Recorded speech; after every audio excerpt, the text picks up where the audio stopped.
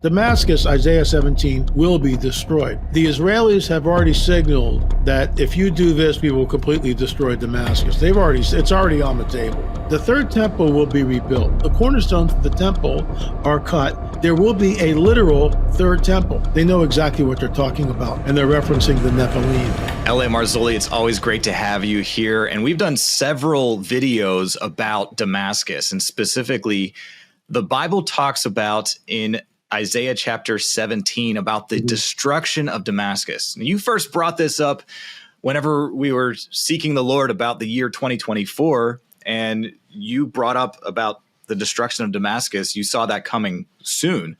There has been Damascus in the news several different times. They've actually had a regime change where Assad had to leave the country. I think he's in exile somewhere. There's been a different takeover.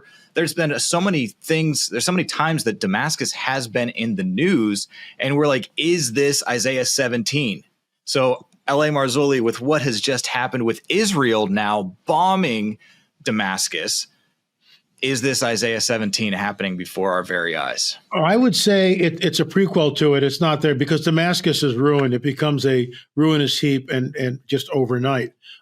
There's a clip I show at conferences, which is incredible. It was done by Russian TV, and they're flying a drone on the outskirts of Damascus, the suburbs, complete rubble. 100% rubble. The outskirts of Damascus, there's nothing left. I mean, it's a bomb site. I mean, there's just ruinous buildings. Things are smoking. You know, you'll see some guy running across the street. I mean, it's a war zone. And Damascus proper is still intact as far as I know. However, everything can change. I mean, you can see that, and it's just amazing, you know, that great religion of peace, you know, George W. Bush. It's like, seriously, you know, and all the Christians, oh yeah, George Bush is a Christian. Yeah, sure he is. Mm-hmm. The great religion of peace, really? And what we see is the moment the regime change happened, 20,000 Alawites are genocided. And our media, there's nothing on it at all. There's no outrage. You know, there's no UN peacekeepers coming in. 20,000 people butchered in the most heinous of ways. And this is why the whole thing, they're going down trying to kill the Druze. It's all they know. And right. I'm painting with a broad brush, and, you know, you can say what you want, but this is the end game, is to make everyone follow the Islamic faith. And if you don't follow it, you die. We'll kill you. And so that's what this whole thing is about. The dust up is about the Druze population in Syria. And, you know, the whole Syrian army comes down. They're ready to massacre, you know, 10, 20,000 Druze, not Jews, Druze with a D. I have a friend of mine, Thomas Widner, who's embedded in a Druze community. He's the only Christian in the entire village, and he's restoring this ancient church that's there. He's also a friend. He was supposed to give us a tour guide of the seat of Baal, which is right next to the Nimrod's castle in Israel. We were supposed to go there and tour that. And of course, the war happened and the tour didn't happen. And, you know, there's no way I'm bringing 50 people to a war zone. I'm just not going to do it. And once again, you know, the north is erupting. And Netanyahu said yesterday, you know, go back, the Druze in Israel, the Druze who were Israeli citizens, they were going over to help their brothers and sisters in Syria, which, you know, to stop the genocide. And Netanyahu says, we've got it, let us do our job. And so Netanyahu's pushing back, thank God, because, I mean, if they would just go down and wipe them all out, just like what's going on in Nigeria. You don't hear a word one about it on any of the mainstream media at all. You don't. Meanwhile, you know, thousands of Christians are being slaughtered. There was that whole suicide bomber that happened just a little bit ago, once again in Syria. I mean, this is, I mean, how many times do we have to hear it? Show us something different. Show us that you want to live peacefully. No, you don't. You want us to convert. And if we don't convert, you'll kill us. That's the bottom line. And if you say that, you're an Islamophobe or you're a racist, excuse me, you know, just go. I challenge you to walk down the streets of Dearborn, Michigan, right here in the United States. Just go to Dearborn, Michigan, and walk down the street and see what happens. You know, and this is the MO. And I'm not making this stuff up. How many times do we have to hear it before we realize that the end game is the conversion of everybody on the planet to Islam. That's what they want. So Damascus, Isaiah 17 is not a ruinous heap. It makes me wonder. The Israelis have already signaled that if you do this, we will completely destroy Damascus. It's already on the table. That's the counter response. So this is a hit. There's no doubt. This is, and of course, the Syrian forces have pulled back because they realize that Israel controls the entire airspace over the region. What is interesting is really interesting, and I interviewed Daniel Wright on my show last week about this, and it's posted on our YouTube channel, LA Marzulli.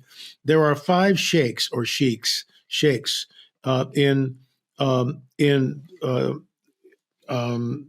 Ramallah, basically, which we call Judea and Samaria.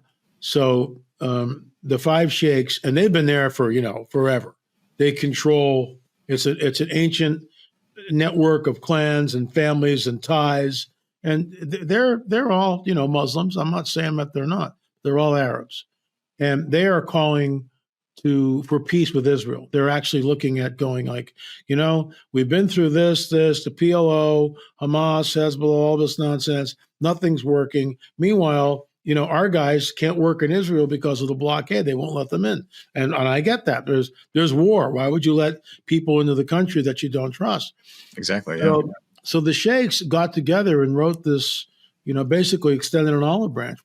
We've had it up to here. We're sick and tired of all this nonsense. All you people want to do is create jihad. Meanwhile, Israel is incredibly prosperous, and we want some of that prosperity for our people. Gee, the voice of reason triumphs. And so these guys are throwing an olive branch. This is huge. What people need to realize, and I know a lot of people out there, first of all, say these are not the real Jews. Well, if they're not the real Jews, then where are they? Let's just start there.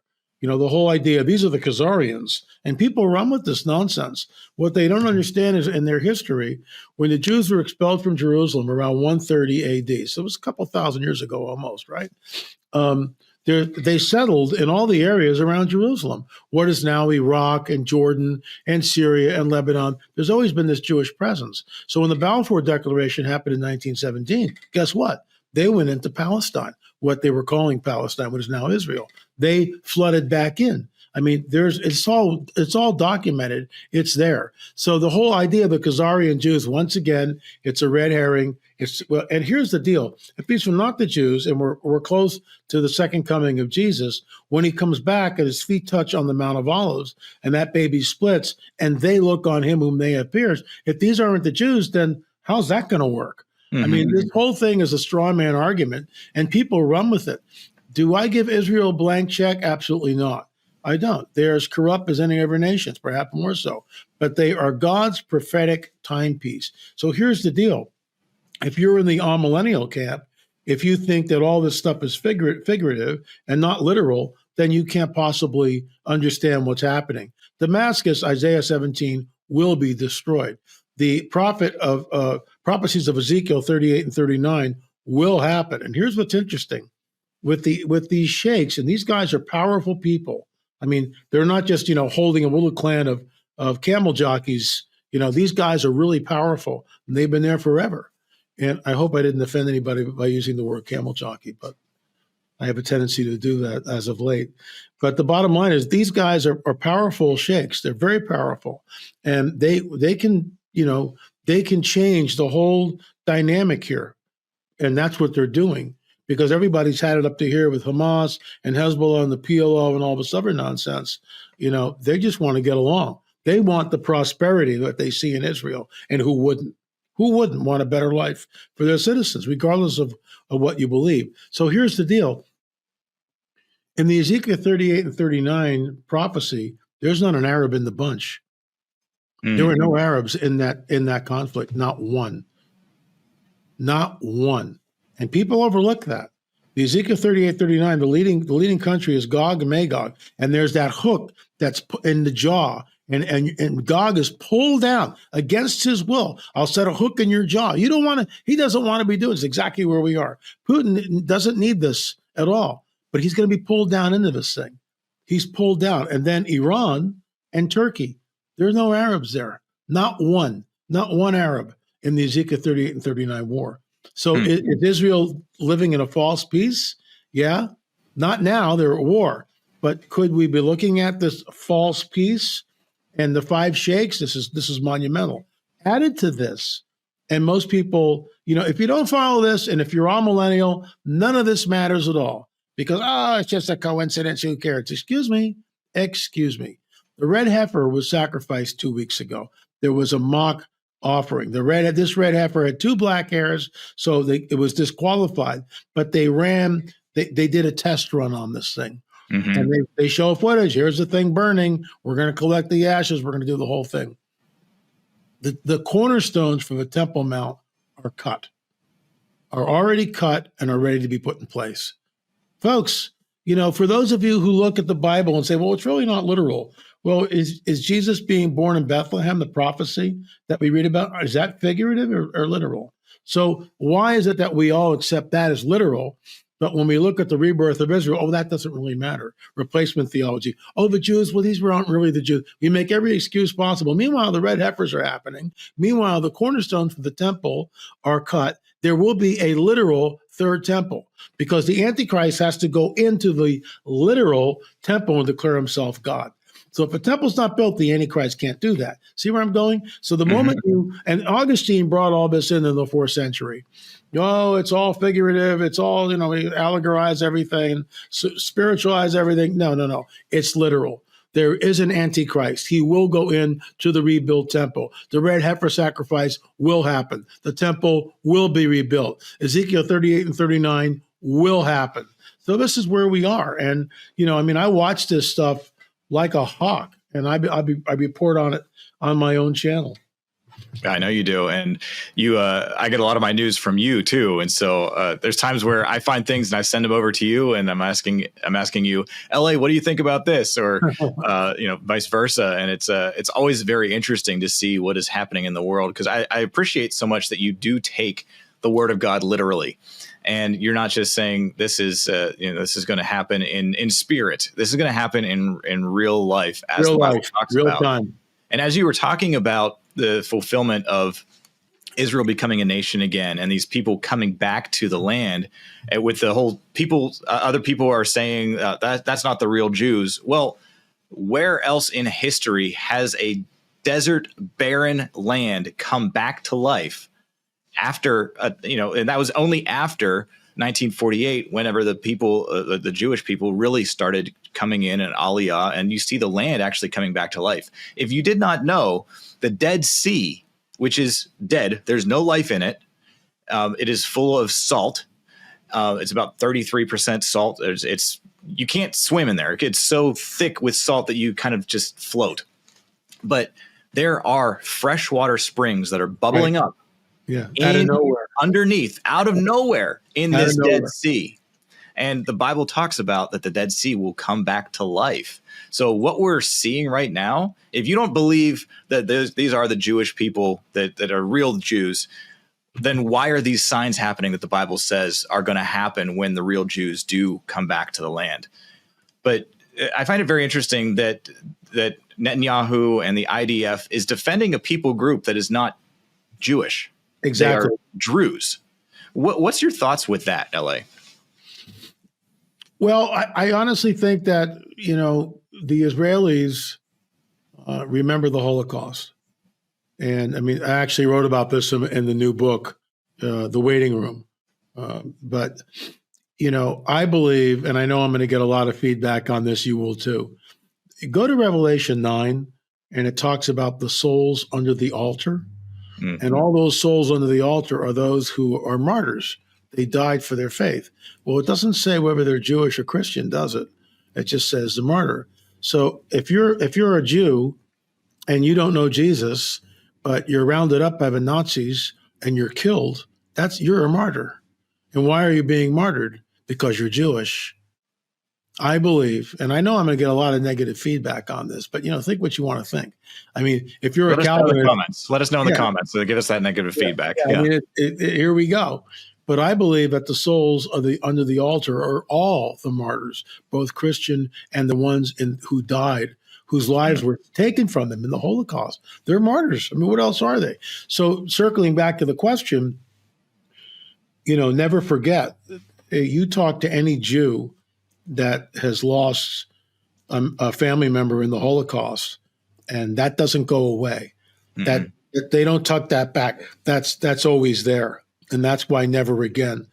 That's why the slogan "Never again, never again." We're not doing this again, and that's why the pushback. It's funny how the media doesn't say doodly squat about the 1,200 people who were gunned down and slaughtered on October 7th, right? They don't say anything about that, and somehow it's okay for that to happen, but the IDF can't go into Gaza, and last time I checked, Hamas is still not surrendered. They've lost Sinwar, they're still holding hostages, and they have not surrendered, and the people of Gaza are being punished for it. But the left-wing media spins everything, the anti-Israel, and are there war atrocities? Of course there's war atrocities, but the atrocities on Hamas are through the roof, and we don't hear doodly squat about that. Not word one. And what we saw in Gaza, there was what we believe was that the Hamas the Hamas fighters were using civilians as human shields. And that is a tactic that is often used. Now, I just heard a report on CBN. The reporter was talking to somebody that speaks Arabic and Hebrew and English, and he was talking about this announcement that was made by the Syrian leaders, or by, I guess, the rebels that took over. I forget the exact name.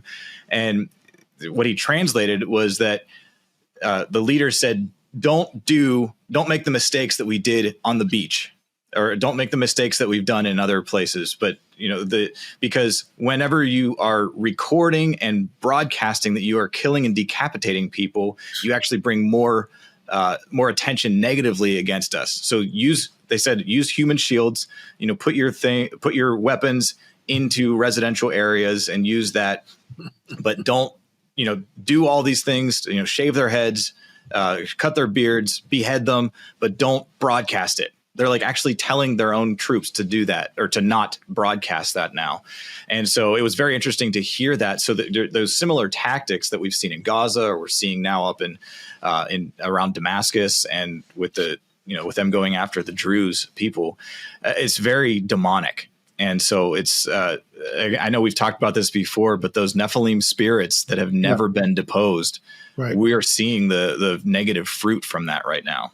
Yeah, I mean, you can go in and you can read the conquest of Canaan, and it says very specifically, Gaza. It lists Gaza, I think, is the first or second city. They leave it intact. They don't go in, and here's where all the problem starts. You can say what you want, but the goofy college kids who are completely clueless, and they're taught by liberal professors, which are completely clueless too. From the river to the sea, Palestine must be free. That's the entire state of Israel. That means what? We're going to move all these people out someplace else? They have no idea what they're talking about. They don't understand history.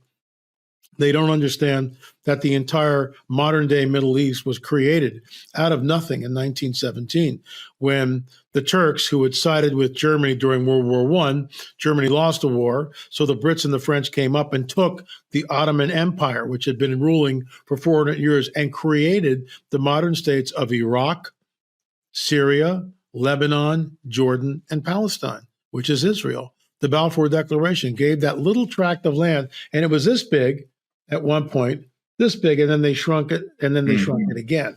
So it's been, but the Arabs don't want that. The Islamists don't want that.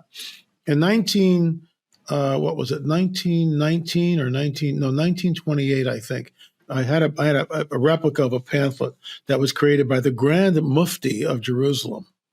So this is a pretty big guy, right? The Grand Mufti of Jerusalem, obviously an Islamic cleric.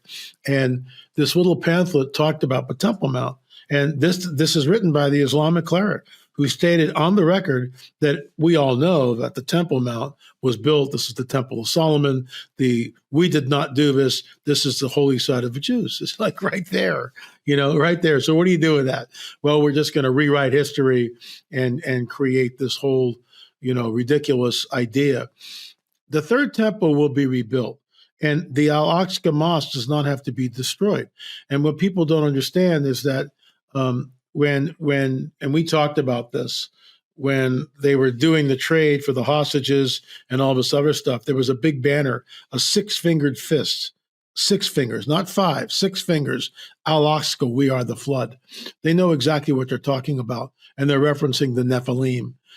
So it's all, even though that's thousands of years ago, like 4,000 years ago, they're referencing something. We are the flood. And part of the reason why they started this war and the October 7th happened was they got wind that the Israelis are going to do the red heifer ceremony on the Mount of Olives. They're going to rebuild the temple, and the temple will be rebuilt. See, this is the deal. If you're a millennial, if you don't believe that in the literal translation of the Bible, then what are you going to do when the temple's rebuilt if you're still here? You won't be. If you love the Lord and you're born again and spirit-filled, you'll be taken up in the rapture of a church. And this is the problem. It's like replacement theology has said, well, the church inherits all the promises of Israel, but that's not true. The church and Israel are two distinct, different entities. They are completely different, separated. Yes, they're joined, we're grafted in, I get that, but they're two separate entities. And the church goes up in the rapture, but Israel sits and goes through the time of Jacob's trouble. It's Jacob. It's not Fred, Bob, and Ernie. It's Jacob. It deals with Israel and only Israel, and they will look on him whom they have pierced and mourn for him as an only son. Can you imagine?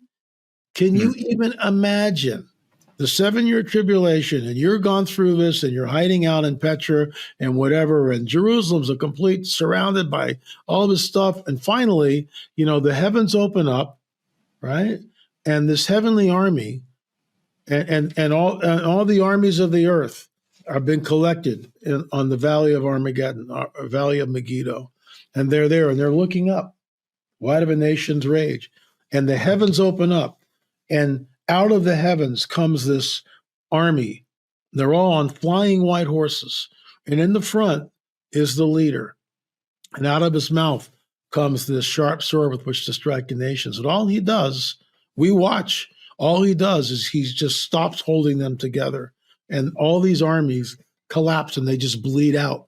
They just bleed out. He just stops holding. We're not lopping heads off like orcs in Lord of the Rings. We just sit and watch. And he lands on the Mount of Olives. And that, how does that work for us? Are we still in the air and he goes and he lands on the Mount of Olives? We all watch it. We don't know. That's conjecture.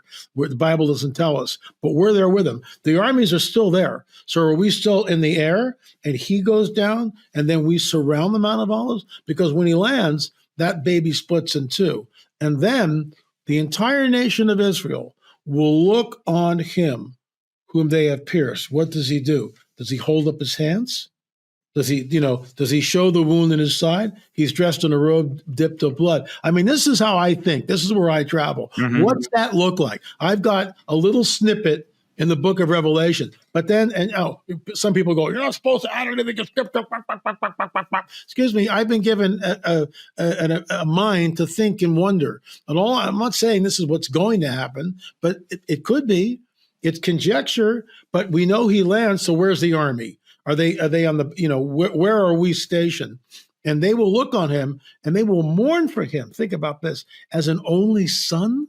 I mean, the entire population in and around Israel will mourn for him. The weeping will be so great because they will realize, oh my gosh, here he just came and wiped out all the evil guys, and there he is. It's Yeshua, and we killed him. We missed it, didn't we? Yeah, you missed it. But he still loves you, and that's why he comes to rescue you. And Jesus does come to rescue us now and in the future and in the past. Jesus is not confined by time, but no. He is faithful to save for sure. And so I'm going to encourage everybody that's watching, if you've watched this far, that you need to make sure that you are on the right side of history. And by that, I mean, you are on Jesus's side.